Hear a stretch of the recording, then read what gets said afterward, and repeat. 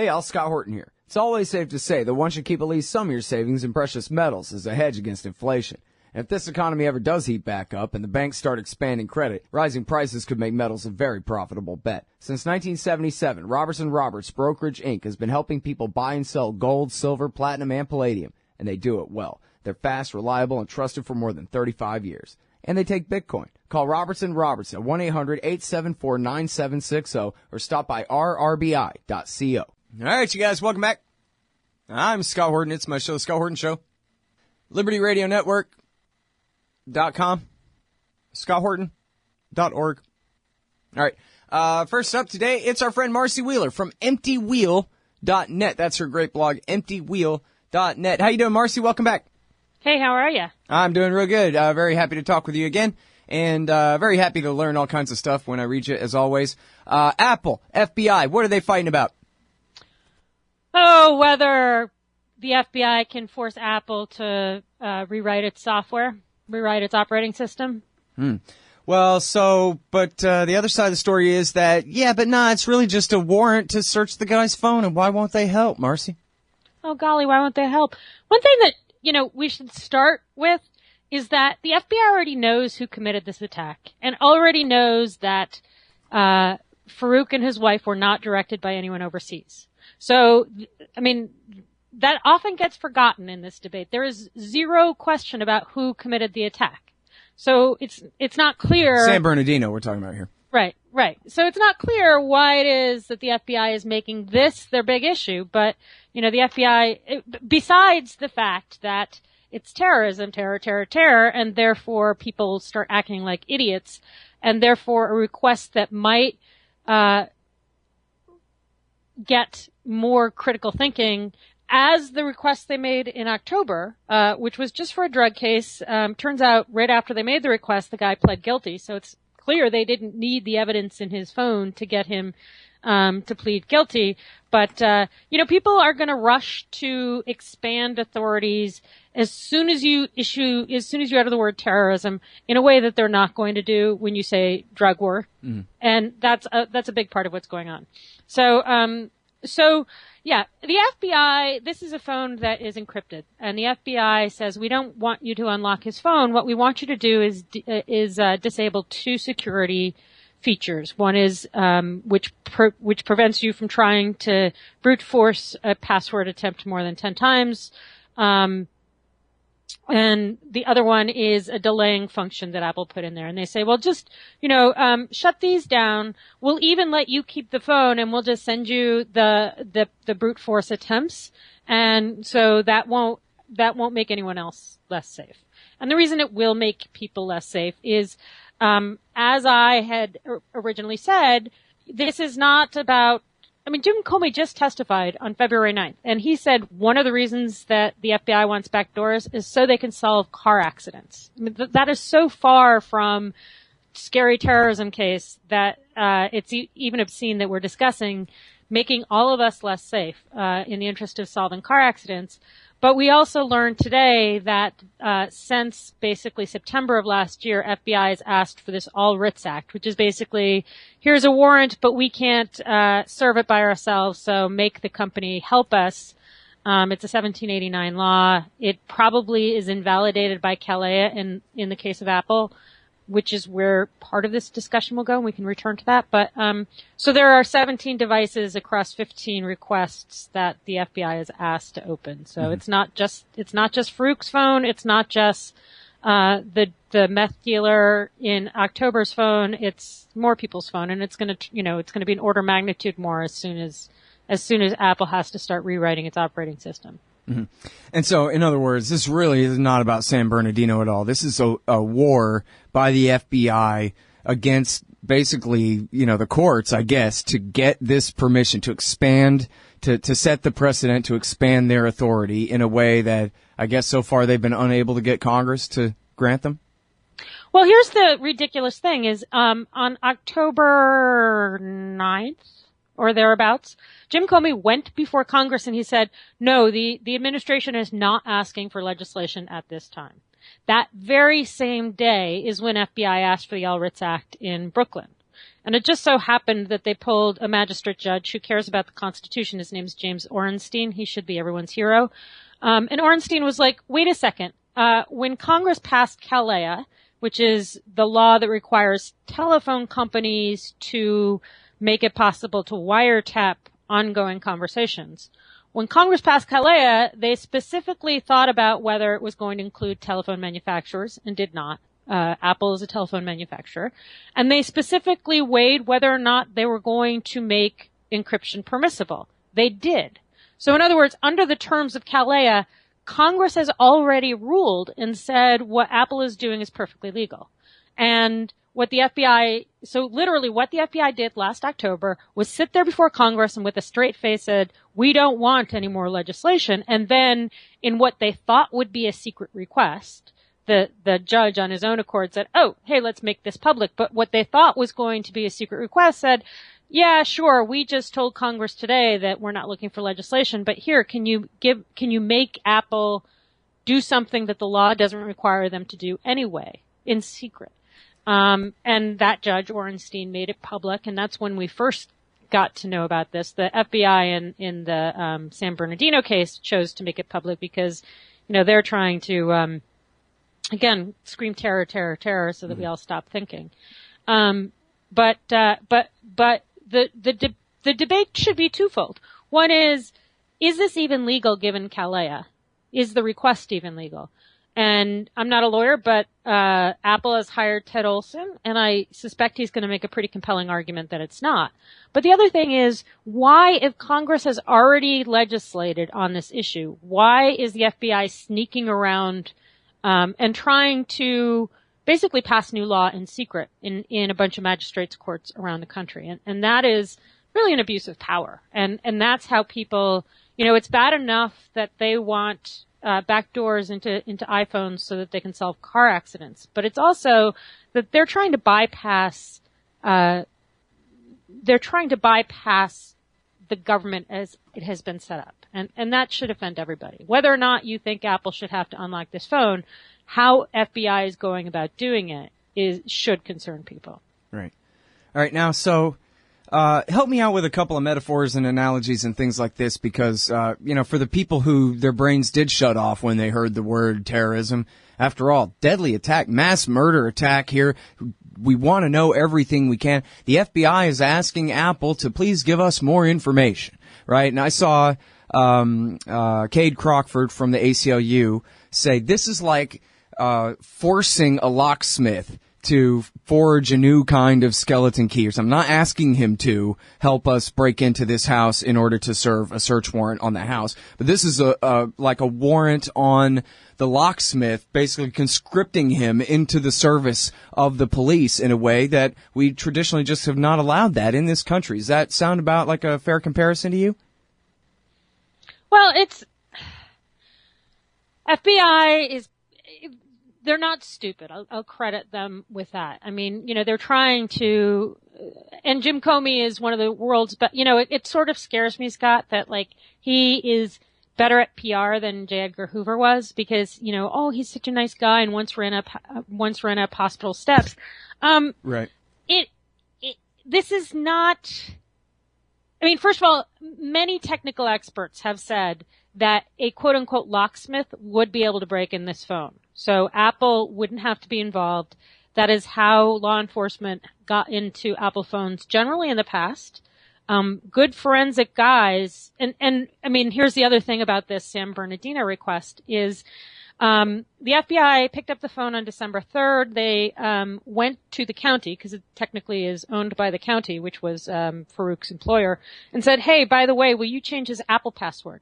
Now, had they not done that, they could have just taken the phone and brought it by the county Wi-Fi, which it promptly would have recognized, and the phone would have updated the iCloud account. Mm-hmm. So in other words, a lot of the content they're looking for, if they had just not been stupid, they would have gotten it for free, basically anyway. But they were stupid, and so now they need Apple's help, but they probably could get a good forensics person to do it anyway. They just want to force Apple to do this. Right. Man, all right, this is really something. Everybody hang tight. We'll have more with the great Marcy Wheeler, emptywheel.net, right after this. You hate government? One of them libertarian types? Or maybe you just can't stand the president, gun grabbers, or warmongers. Me too. That's why I invented LibertyStickers.com. Well, Rick owns it now, and I didn't make up all of them, but still, if you're driving around and want to tell everyone else how wrong their politics are, there's only one place to go. LibertyStickers.com has got your bumper covered. Left, right, libertarian, empire, police, state, founders quote, central banking. Yes, bumper stickers about central banking. Lots of them. And, well, everything that matters. LibertyStickers.com. Everyone else's stickers suck. Hey, y'all, Scott Horton here for WallStreetWindow.com. Mike Swanson knows his stuff. He made a killing running his own hedge fund and always gets out of the stock market before the government-generated bubbles pop, which is, by the way, what he's doing right now, selling all his stocks and betting on gold and commodities. Sign up at WallStreetWindow.com and get real-time updates from Mike on all his market moves. It's hard to know how to protect your savings and earn a good return in an economy like this. Mike Swanson can help. Follow along on paper and see for yourself. WallStreetWindow.com. All right, Shell, welcome back. I'm Scott Horton. I'm talking with Marcy Wheeler about the fight between Apple and the FBI over their attempt to force Apple to break into this guy's phone. Create a whole new operating system to defeat his security flaws. As Marcy was saying before the break, they're the ones who screwed up. They could have had his phone update to the cloud and got pretty much everything they needed off of it anyway. And as she said, they could probably break into the phone anyway. It's all about setting the precedent that they can force Apple or anyone else to do anything. And so that's kind of where I want to go with this now, Marcy, is about the long-term consequences of this. And you got an interesting block quote from Amy Davidson over at the New Yorker on your blog there, where you cite where she talks about some of the future uses beyond how this could be interpreted. Going forward, especially as new technologies come out, that kind of thing. And then you bring up some examples in the past where they've already been getting away with this when it comes to bullying Muslims who don't have lawyers like Apple has lawyers. So do some of that extrapolating for us. Remember, so the email provider that Snowden is believed to have used was forced to turn over the keys for every one of his users, and he basically shut down because he couldn't provide them with what he had sold them, which was an actual somewhat secure email system. So it's a really, really interesting question, because I think there's very good reason to believe that DOJ has gone to Congress and said, we are going to ask the FISA court this year to approve decryption as part of this year's 702 certificate. So every year, under what people think of as PRISM, every year the government has to go to the FISA court and basically say, here's what we plan to do. Here are the certificates. Here's how we plan to go after counterterrorism in the upcoming year. And here's the specific, here's how we pick targets, and here's what we're going to ask for from providers. And there's always some assistance from providers included in that. And there's no limits on the assistance from providers. And I would be frankly shocked if they hadn't tried to require this assistance from providers in the past, or at the very least are trying to expand the certificates, for this year. And, that would mean what we're seeing with this Apple stuff is the means to force Apple to basically rewrite their operating system such that all you need to do is change the metadata in the operating system to make it applicable for somebody else. And what it would do is flash out updates secretly to your phone. I mean, so, if you've got your Apple phone set to automatic updates, then you flash it out and all of a sudden, the NSA can get inside your phone. And that's sort of where I imagine they're going. But of course, we're never going to find that out. Yeah. And then, but so far beyond phones, they can apply this in what kind of other areas of life, maybe? It seemed like Amy Davidson was talking about they could get people to write genetic code the way they want. I'm not exactly sure what she meant by that, but. Well, the argument that Apple is making and other people are making is your smartphone is pretty close to being your brain, right? I mean, I guess it's now our crutch. Our brain doesn't work anymore, but we keep things that we used to only keep in our brain in our phone, or that we used to be passing things like messages I mean, one of the things the FBI claims they're after in this phone is communications between Farook and his wife. Well, if this were a court case, those would be privileged in any case. But the notion that we communicate online so much more means that communications between spouses end up being in somebody's, pocket brick rather than in somebody's brain. Mm-hmm. And there needs to be some level. I mean, the FBI would argue that no, once you put anything into digital form, then it is entitled to it with a warrant. But the degree to which we are relying on these things, there needs to be some point at which they say, this is now your private space, and it will take an exceptional request to get inside your private space. But obviously the FBI doesn't want that because they want cases to be easy. And in this case, I'm going to remind again, they've already solved it. They know who caused this. They knew who killed these people. This is not about solving a case. This is about the principle for them. Mm-hmm. Boy, well, and it's everything we can do just to hold the line. Never mind, winning major victories to roll back the onslaught of, because if it's not this, it'll be, as you already pointed out, they've already come up with, was it 17 or 18 different excuses to do this same kind of thing in the past? I mean, they're just going to keep going. Right. And that's the thing there will, could somebody get inside your Google Glass? Could somebody get inside your, if you've got, we're close to the point where we're inserting chips into people's brains, for disabilities. Could somebody access those? We're getting close to that point in any case where the FBI is literally asking companies to hack the brain. And that's the thing is that this code doesn't exist. So, the engineers at Apple specifically designed this release not to have this code exist. And now the government is saying, and there are, by the way, the other legal aspect of this, which will be interesting, is code of speech. And so, basically the FBI is coercing speech out of Apple's programmers. Mm-hmm. And that obviously should frighten people as well. Yeah, I read an interesting take, like that. That the First Amendment, there are examples where the courts have decided the First Amendment prevents you from being forced to say something in different circumstances and how this would count. I think it was a Cato guy that wrote it.